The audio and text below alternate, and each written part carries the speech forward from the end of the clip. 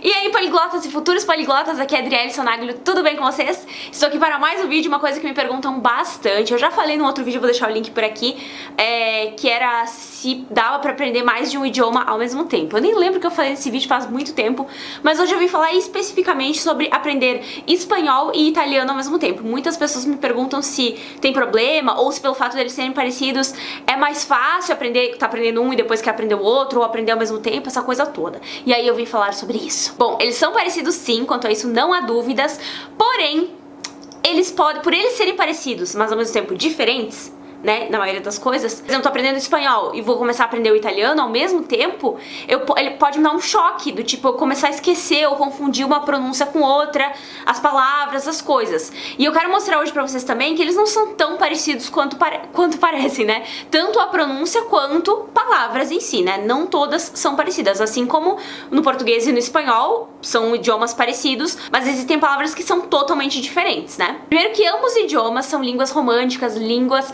neolatinas, né, que provém do latim, assim como o português, o romeno e o francês. Por isso que eles têm similaridades, né, no alfabeto, algumas palavras, até algumas pronúncias, que mais vogais, conjugação, né, ambos idiomas, não todos, né, mas ambos idiomas, e o francês também tem, alemão e outros idiomas têm aquela conjugação tempo composto, né? Eu tenho trabalhado, só que pra eles funciona simplesmente como um passado normal. Eu he hecho e ho fatto. Então, ambos com um passado composto, porém, já viu que o mesmo verbo muda de um idioma pro outro, né? E também eu vou mostrar pra vocês aqui alguns exemplos de como nem tudo é igual. Por exemplo, eu vou dar uma frase em espanhol e como que mais ou menos ela ficaria em italiano, a mesma frase pra vocês verem como não é igual. Em espanhol, mis amigos están en mi casa. Em italiano, i miei amici sono a casa mia. Então vê como já muda a sequência, algumas coisas da frase, né?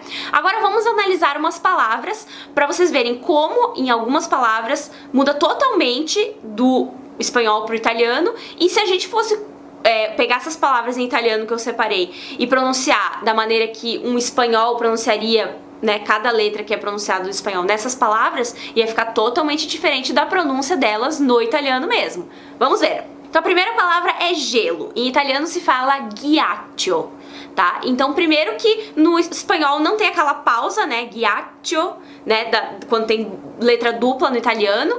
Segundo que o G, nesse caso, talvez eles fossem pronunciar gui, mas em geral seria ri, porque o H não tem som no espanhol, e aí se fosse GI seria ri, riacio.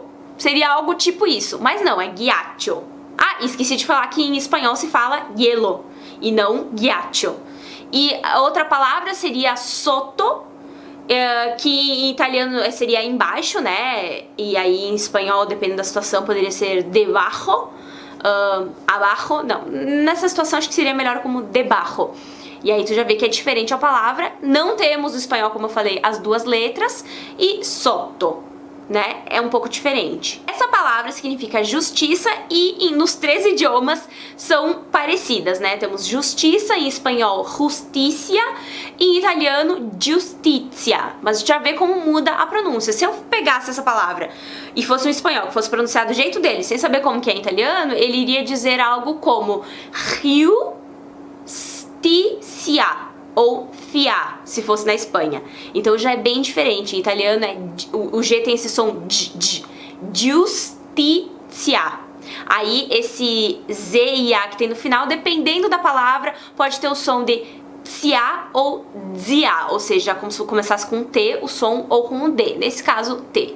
Justicia. E a última palavra que eu separei de exemplo é também, que é mais parecido no espanhol pro português, né, do português pro espanhol, enfim, do que ambos pro italiano, né? Então em português se diz também, em espanhol también, e em italiano anche.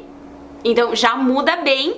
E tem o detalhe da pronúncia, mesma coisa, se um espanhol, algum latino ou hispano-falante, enfim, pegasse essa palavra anche, né, que em italiano, por exemplo, o CH se fala k, em espanhol seria ch, então eles diriam anche, sabe? Então também muda. É só pra vocês terem uma ideia de como pode confundir, né? Por exemplo, a gente tem o mas. Em espanhol se diz pero, em italiano seria basicamente a mesma palavra, mas se diz però. Então sílaba tônica é diferente. Por isso que tem que ter cuidado, porque às vezes mesmo a palavra sendo parecida, pode dar um nó no cérebro e tu começar a confundir as pronúncias. Esqueci também de um outro detalhe que é bem, que confunde bastante dos dois idiomas, que é quando tem uma palavra que começa com R. E em geral, né, vamos pensar assim, eu tenho uma pessoa que chama Romena. O nome da menina é Romena. Aqui a gente falaria Romena. Em espanhol eu teria que dizer Romena, porque o R no começo de palavra em espanhol é forte, é R vibrado, né? A língua lá em cima, perto dos dentes. E em italiano é Romena. É o nosso R fraco, como se fosse em carinho. Romena. É mais ou menos isso. Então, cuidado que pode dar um nó no cérebro. Mas assim, eu acho que vocês podem aprender junto. Mas se vocês não têm preferência obrigatoriamente por certos idiomas, eu aprenderia primeiro o espanhol, digamos, e depois o italiano. E mesmo assim pode dar um nó no cérebro, porque acontece comigo também. Ou eu optaria por estudar junto idiomas que são diferentes. Por exemplo, inglês e espanhol e francês, alguma coisa assim. O francês e o italiano pode dar um nó no cérebro também, porque tem muitas palavras do francês que vêm do italiano e aí também dá aquela confusãozinha.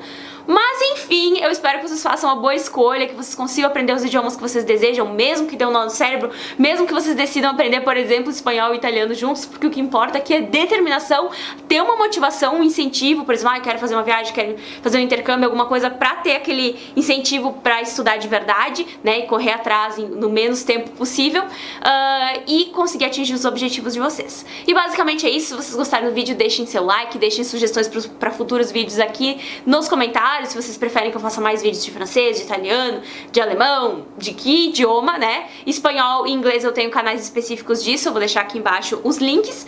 E se vocês não são inscritos, se inscrevam. Esqueci, me sigam no Instagram. É só isso, tá bom? Nos vemos no próximo vídeo. Beijinhos, tchau, tchau!